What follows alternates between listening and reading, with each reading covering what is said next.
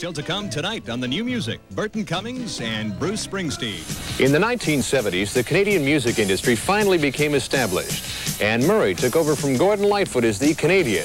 We saw the birth of a healthy recording industry, and artists who've been surviving in Canadian music for years were launching new careers. One of those people was Burton Cummings. At this year's CNE, some shows were bombs and some were sellouts. One of those sellouts was Burton Cummings, who put more than 20,000 people into the grandstand. That's nothing new for Burton. He's been packing stadiums and concert halls since the days of the Guess Who. His success has brought overwhelming rewards. He owns a 21-room mansion in Winnipeg, a home in Sherman Oaks, California, a shopping center in Manitoba, and just bought a bank in California. Even after the Guess Who met a stormy end, Burton Cummings has gone on to outlast fellow band member Randy Bachman's BTO and numerous projects by other former Guess Who personnel. Part of the reason for his success is that he's a hard-drinking, hard-playing rock and roller who can write a pretty ballad. Since starting his solo career, Cummings has seen 2 albums go platinum, and his last LP, Dream of a Child, almost 4 times that mark.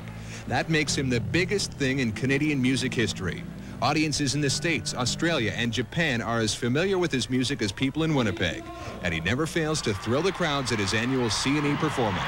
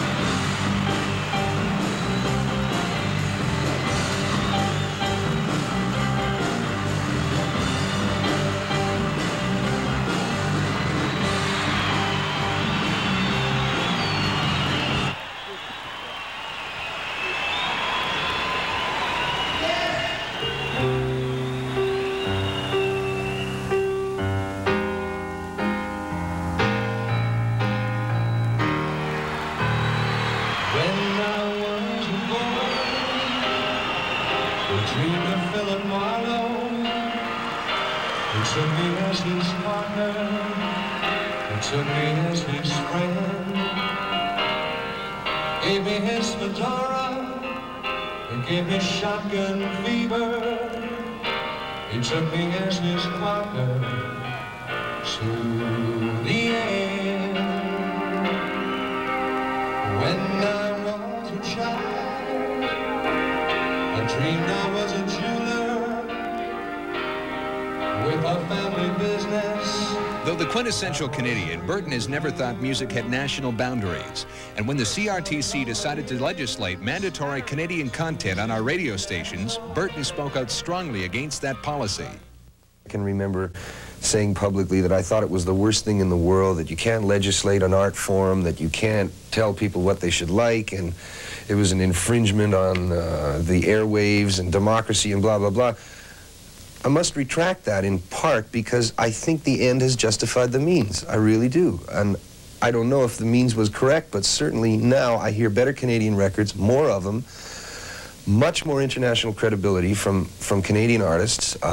Gino Vanelli and Murray, they've had smash records this year. I hear a lot more Canadian things on the air when I'm in Los Angeles, when I'm in Chicago, New York, Miami.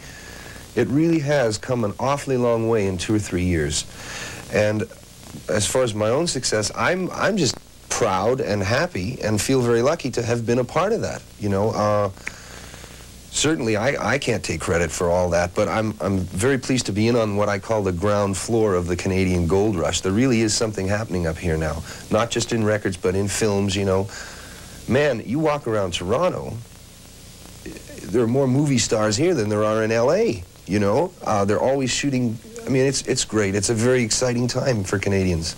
Yeah, but you've chosen to live in L.A. Temporarily. I am moving back. I've made my contacts, and I have enough inroads now, and I really don't want to stay there, you know, forever. I never did plan to stay forever. It was always a temporary move.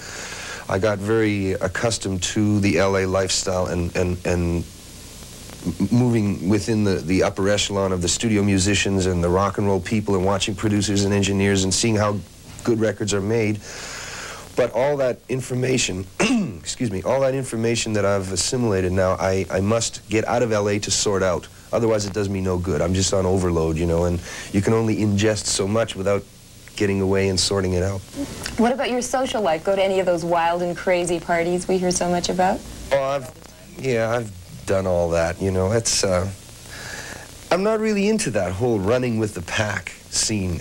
I mean, I go to my lawyer's office, I bump into Gregory Peck and Warren Beatty and Steve McQueen and Jagger and guys like that, and they're just like anybody else. You know, I was devastated when I first moved there because I would be running into these huge, tremendous stars constantly.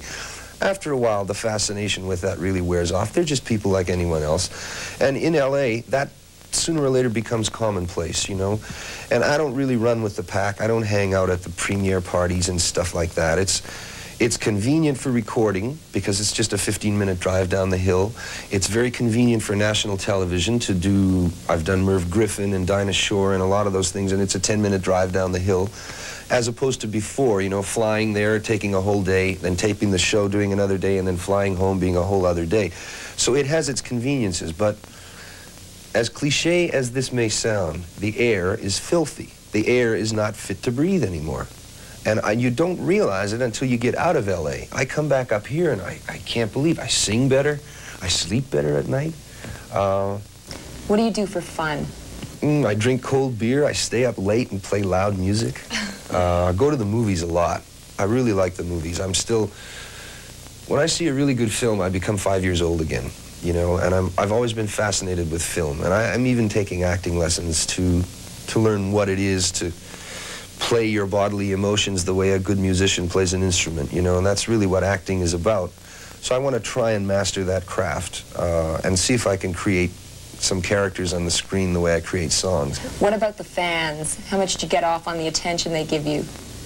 I enjoy the attention. I would be a liar if I said I didn't like it. That's probably what drew me into show business to begin with, you know. When you can make a few thousand people stand up and cheer, there's no feeling in the world like that. There's nothing that can do that. I don't think there's a drug or a woman or a liquor or anything. I don't think there's anything in the world that can give you that buzz. It's as though you're being plugged into a wall socket and a current of electricity is running right through your body. Like when I walked off the stage last night after 1 or 2 encores, and the applause was literally deafening. I could not hear. It was so loud I couldn't hear it. You know what I mean? It was just deafening. And it hits me sometimes, my God, that's for us, you know? That's for me and my band, and it's a great thing. I love it. I really do. I'll tour forever, as long as, you know, God willing, I've got a voice and people will show up. I'll tour forever. Does the trip ever get lonely? I live the life of a loner, basically, you know. But I don't mind that so much. I like spending time by myself. I like playing in my own head. Sometimes I like my own company better than anybody else's. And I get a chance to read a lot of books that way and listen to an awful lot of records and tapes. So it is lonely, but that's an occupational hazard. With any career that demands as much travel as mine or, you know, other recording artists, you're going to find that, you know. I don't think that, the only one I can think of that's really pulled it off is McCartney. He takes his entire family on the road with him, so it's really not like being on the road. But to ask a woman to to say, all right, honey, come on, let's just go now, and you come on tour with me, and then we'll go home together, and then you come to Australia with me. That's madness. You can't have that. It's crazy. Yeah, but some women obviously wouldn't mind it. Well, they might not mind it for a while, but I've been doing it for 12 or 15 years, so I don't know if... Ever think of yourself as a sex symbol? No. My God, no. Furthest thing from it. Really. Why not?